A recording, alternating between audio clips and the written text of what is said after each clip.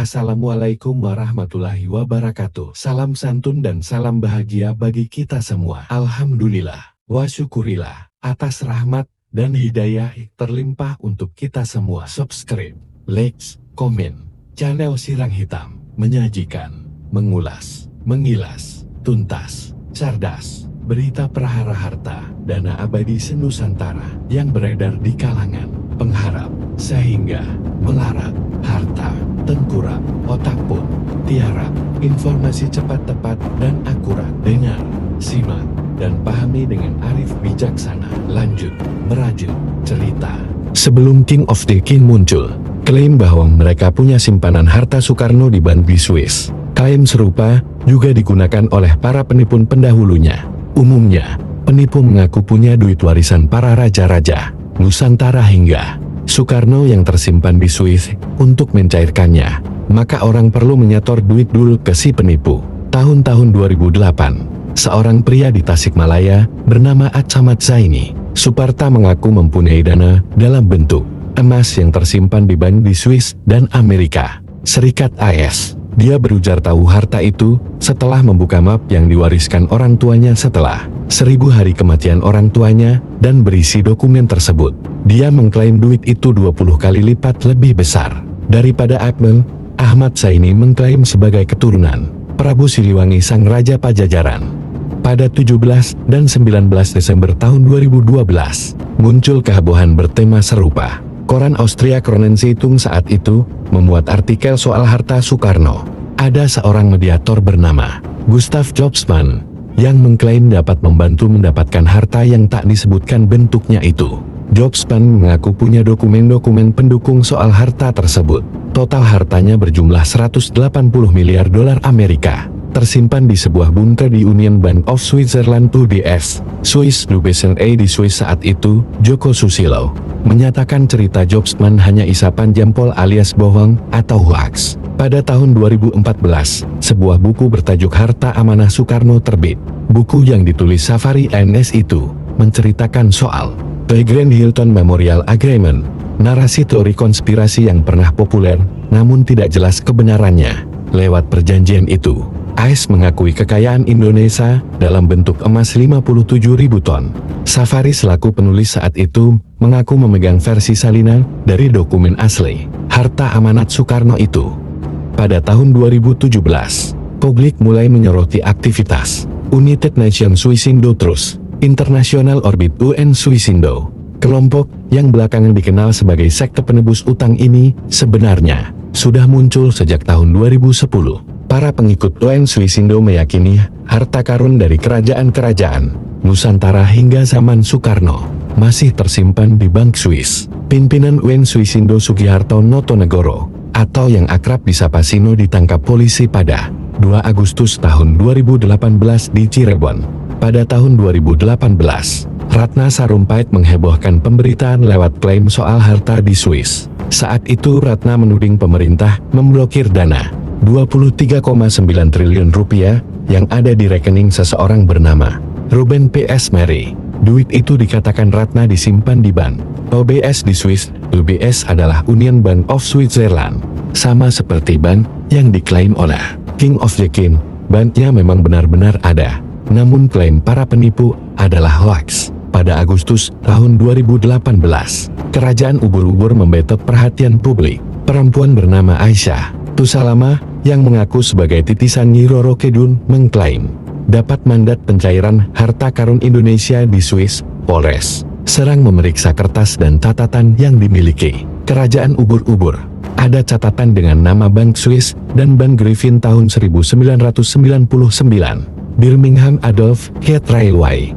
Januari tahun 2020 lalu, penipuan Keraton Agung Sejagat terungkap. Kerajaan palsu pimpinan Toto Santosa dan Fani Aminadia mengumpulkan duit dari orang-orang yang menjadi korbannya. Salah satu korbannya menjelaskan perihal adanya narasi lawas soal harta yang tersimpan di Bank Swiss. Korban itu bernama Sudadi, warga Kulon Progo, daerah istimewa Yogyakarta. Dia dan 4 orang dari Kulon Progo pernah diundang ke Purworejo untuk mencairkan dana kesejahteraan dari Swiss. Forum Silaturahmi Keraton Nusantara FSKL angkat bicara perihal kisah klasik ini. Ketua Umum FSKN Pangeran Raja, Adipati PR Arif Natadiningrat, menegaskan bahwa cerita-cerita soal harta di Bank Swiss adalah cerita hoaks belaka, sehingga Keraton Agung Sejagat dianggap menyebarkan kebohongan yang menimbulkan keresahan masyarakat. Pendapat salah seorang yang paham tentang harta amanah Nusantara. Berbagai pendapat tentang harta amanah ini sering membingungkan, terutama bagi mereka yang tidak paham. Namun sebaiknya hentikanlah berpikir negatif tentang harta amanah ini, karena bagaimana mungkin uang berbagai negara ada di Indonesia? Ini jika hal ini tidak benar. Oleh sebab itu, ketahuilah, lebih dulu baru kita klaim bahwa ini adalah hoaks, kata salah seorang yang mengetahui perihal harta amanah ini. 1963 awal terang harapan dengan dikembalikannya aset milik bangsa ke pangkuan Jasmania negara ini. Terencana dengan matangnya, terlayangkan perintah untuk mengumpulkan dan menata kepada Bank Sentral menggelar dana revolusi ini. Sedikit demi sedikit berjalan, secara terencana rapi tak tergoreskan. Terduduk terdiam pada tatapan tajam akan datangnya mandat pada jiwa ini, hingga awal pemulaan tatanan segi revolusi dari titik awal bernama New Emerging Forces yang menyekutu. Untuk membantu terkumpulah beberapa aset revolusi, tercatat $450 juta di Union de Banco Suisses dan emas batang senilai 125 juta pound di Barclays International Bank di London.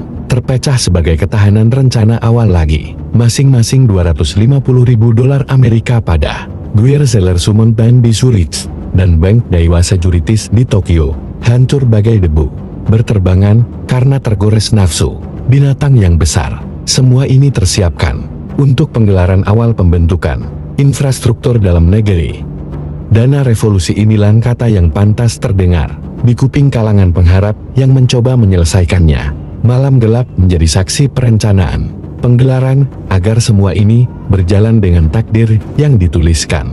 Ketika kesemuanya ini tak lagi menjadi sesuatu yang rahasia, terbeberkan oleh publik kalangan perbankan dunia, bahkan proses pelalihan tak lagi beraturan berdalih atas nama semangat kesejahteraan umat. Ketahuilah bahwa penggelaran awal ini sangatlah melelahkan, tergapai dalam rayuan untuk berserikat mengumpulkan kekuatan dalam bertahannya rencana abadi, berjalan merangkul petinggi dunia luar sana, dan menjelaskan makna tatanan kepada 4 imam pemersatu dari kepercayaan.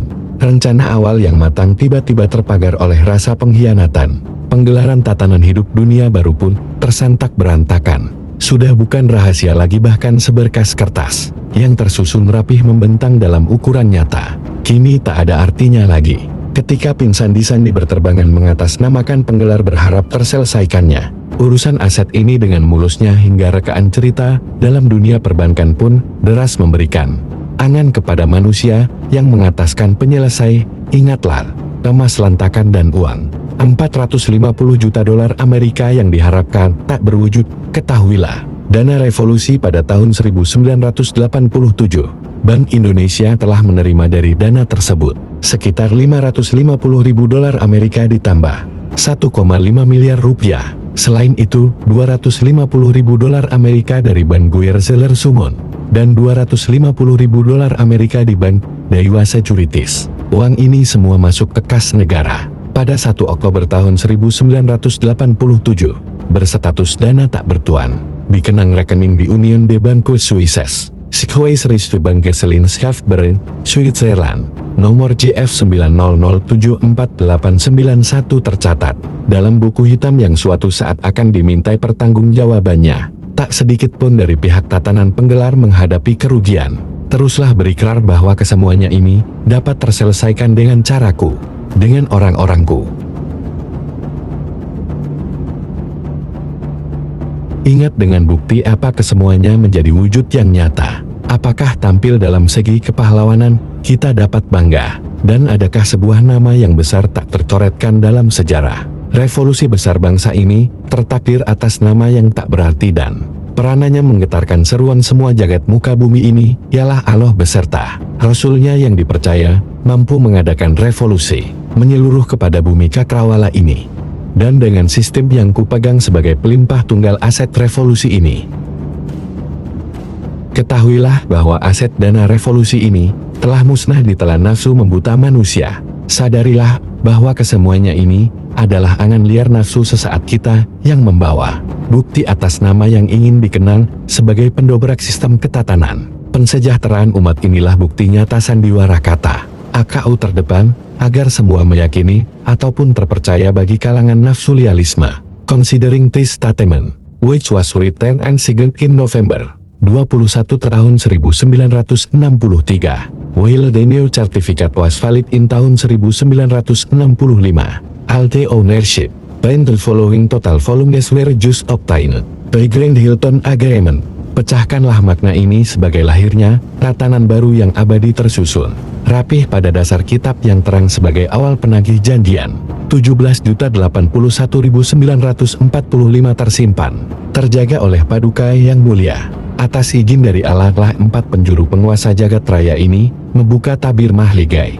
Turunnya terang tanpa nafsu dialah Ruhul Kudus pembawa wahyu Adi Cakraningrat. Terukir 2 arah mata angin pada gading putih yang menjulur membentuk rahmat Intokya. 101 cakra Ismoya sebagai pemberi restu untuk membukanya rubainah kunci alam dunia. Vatikan tergerak menyongsong kabut sutra Yerusalem baru yang temboknya gemerlapan intan berlian berbentuk persegi sepanjang, terjaga oleh kekokohan pintu emas yang silaunya hingga penjuru cakrawala. Kursi ikhlas pun mewujud menjadi jubar dan mahkota menyambut kedatangan imam besar.